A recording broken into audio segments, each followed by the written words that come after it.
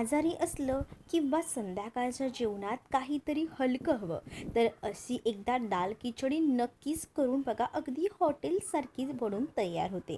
सगळ्यात आधी मी कुकरमध्ये तूप घेतलं होतं आणि त्यानंतर राई, जिरं आणि कढीपत्त्याची फोडणी घेतली. त्यानंतर त्यामध्ये आलं आणि लसूण टाकून चांगलं हे परतून घेतलं. त्यावर आता एक कांदा बारीक चिरलेला घालायचा आहे आणि तो छान गुलाबी रंग येईपर्यंत परतून घ्यायचा आहे. त्यानंतर एक टमॅटो टाकून छान मिक्स करून घ्या. टमॅटो छान असे थोडेफार मऊ झाले की त्यामध्ये आता आपल्याला किंचित अशी हळद, चवीनुसार मीठ आणि त्याचबरोबर अगदी थोडंसं असा मसाला लाल तिखट अगदी किंचित घेतला आहे. कारण यामध्ये आपण मिरचीचा सुद्धा वापर केला आहे. म्हणजे जेव्हा आलं लसूण जेव्हा मी पेस्ट केली होती त्यामध्ये मिरचीसुद्धा एक मी टाकली होती. आता त्यामध्ये मसूर डाळ आणि तांदूळ घ्यायचा आहे आणि व्यवस्थितपणे मिक्स करून घ्यायचे.